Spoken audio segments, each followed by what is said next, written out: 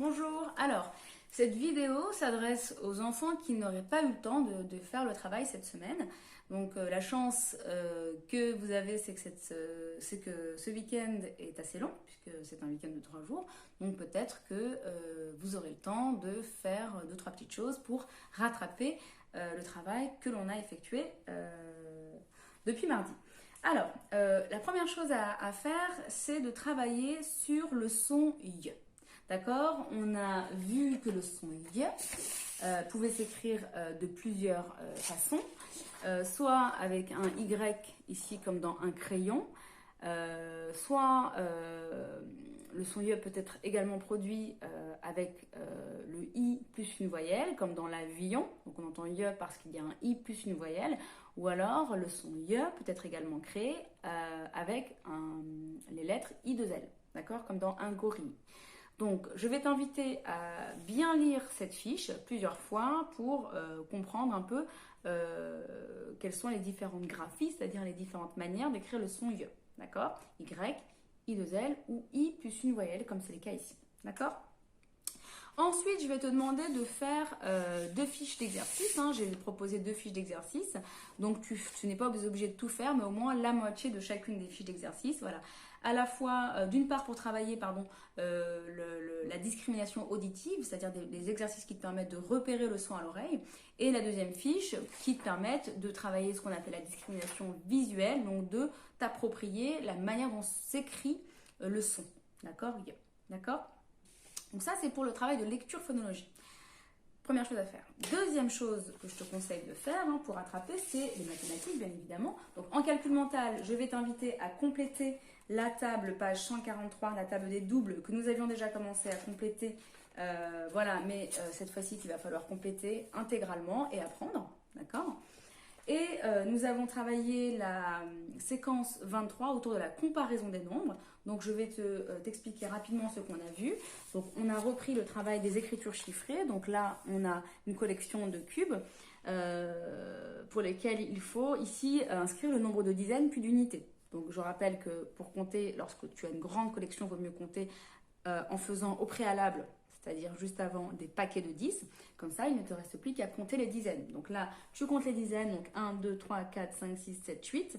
Donc là, 8 dizaines et 9 unités seules. 1, 2, 3, 4, 5, 6, 7, 8, 9. D'accord? Donc 8 dizaines, 9 unités seules. Si tu veux donner ce nombre, le lire, c'est 89. D'accord? Mais sinon, tu te contentes de noter ici le nombre de dizaines, puis le nombre d'unités seules.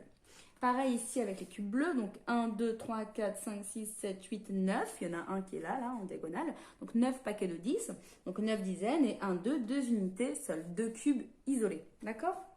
Donc si je lis ce nombre, c'est 92. D'accord? Sinon c'est 9 dizaines, 2 unités. Donc ça c'est un préalable pour la comparaison des nombres. D'accord? Tu dois d'abord évidemment identifier le nombre d'objets.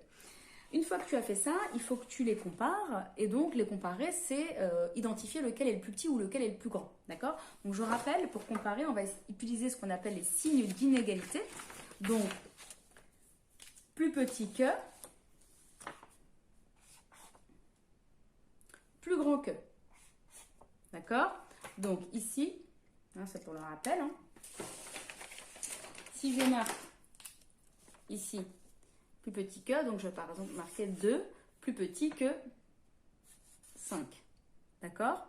Ici, ça signifie plus grand que, donc là je vais plutôt mettre 5, plus grand que 2. D'accord? La pointe du côté du nombre le plus petit. Toute petite pointe, donc le côté resserré du signe du côté du nombre le plus petit. Et le côté ouvert du côté du nombre le plus grand. D'accord? Donc voilà, dans le cas de l'exemple que je viens de te montrer, donc le nombre 89, donc 8 dizaines 9 unités, plus petit que 92. Et pour savoir, pour pouvoir les comparer, ce que j'ai observé avant tout, c'est le nombre de dizaines. D'accord? Ici, il y a 8 dizaines, ici, il y a 9 dizaines. 9, c'est plus grand que 8. Donc 9 dizaines de unités est plus grand que 89. D'accord? Donc il faut savoir que, tu dois savoir qu'un nombre est plus grand si il est plus loin sur la frise ou si pour l'atteindre, tu dois compter plus longtemps. Donc 89, 90, 91, 92. Tu vois, je dois compter plus longtemps pour arriver jusqu'à 92. Ok? Alors, une fois que tu as compris ça, tu vas faire l'exercice numéro 1, l'exercice numéro 2 et l'exercice numéro 3. D'accord? Évidemment, pas tout en même temps. Tu fais un petit peu aujourd'hui, un petit peu samedi, un petit peu dimanche, un petit peu lundi. D'accord? Donc exercice 1, exercice 2 et exercice 3. Ok? Voilà. Et quand, juste petit exemple, hein, ici, quand tu as deux nombres qui sont constitués du même nombre de dizaines, donc là j'ai 8 dizaines, 1 unité, là 8 dizaines, 4 unités, et bien comme c'est le même nombre de dizaines, je suis obligée pour les comparer, c'est-à-dire savoir lequel est le plus grand, de regarder le nombre d'unités. Ici j'ai 1 unité, ici j'ai 4 unités, donc ce nombre est plus grand. D'accord? Voilà pour les mathématiques. Ensuite, dernière chose que je vais te demander de faire, on a poursuivi l'apprentissage des pronoms personnels. Et cette semaine, on a vu les pronoms personnels il et elle avec un S. Donc, il et elle avec un S, c'est comme la semaine dernière, c'est-à-dire c'est un pronom personnel qu'on va utiliser pour désigner des personnes. Simplement, là, c'est quand ils sont plusieurs. D'accord? Quand il y a plusieurs personnes et que ces objets, ces personnes ou ces lieux sont masculins, tu vas dire il avec un S. Et si c'est féminin, tu vas dire elle avec un S. Alors, je recherche la petite fiche que j'ai créée. Ici, des exemples. Donc, il avec un S. Pour les moutons, parce qu'on dit un mouton. Donc, tu es obligé de passer du pluriel au singulier pour savoir si c'est masculin ou féminin. D'accord? Donc, les moutons. Bon, je ne sais pas si c'est féminin ou masculin. Alors, comment on dit? On dit un mouton ou une mouton? On dit un mouton. Donc, c'est masculin.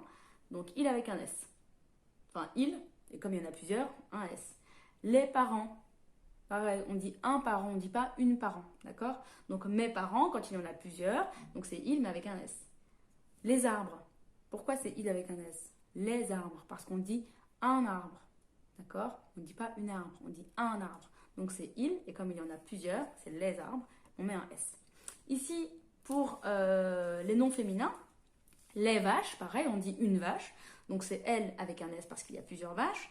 Des chaussures, on dit une chaussure, donc c'est elle, et comme il y en a plusieurs, on les désignera à l'aide du pronom personnel elle au pluriel. Et enfin, des fleurs, on dit une fleur ou la fleur, donc c'est elle quand il s'agit de la fleur, mais comme il y en a plusieurs, on va dire elle au pluriel, donc elle avec un S. D'accord? Donc ça c'est pour le rappel, enfin pour l'explication, hein, puisque tu n'as peut-être pas eu l'explication. Donc voilà, et là je vais t'inviter à faire cet exercice. Voilà, ou pour chacune des phrases, il va falloir que tu complètes avec il au pluriel ou elle au pluriel quand il s'agira de désigner les objets. Donc là, s'agissant des voitures, est-ce que tu vas dire il ou elle au pluriel? Ici, s'agissant des camions, il ou elle au pluriel. S'agissant des avions, il ou elle au pluriel. S'agissant des fusées, il ou elle au pluriel. D'accord? Donc c'est ce qu'on a fait la semaine dernière, mais au pluriel. Ok? Voilà pour la synthèse de la semaine. J'espère que ça va t'aider. Donc, grammaire, calcul mental, mathématiques, lecture, phonologie lecture avec le son IE. D'accord? Donc 4 choses. Je vais te mettre les documents dont tu as besoin, notamment en lecture, phonologie et en grammaire pour faire le travail. Et voilà, alors pour les devoirs, il faudra que tu apprennes la table, hein, évidemment, je viens de te la proposer, que tu relises la fiche. Mais bon, toi, en fait, si tu fais tout ce week-end, tu feras en même temps les devoirs. D'accord? Ok, donc voilà, les devoirs, c'est reprennent un peu... Ah si, il y a une dernière chose qu'il faut que tu apprennes, pardon, ce sont les mots-outils, la liste 5.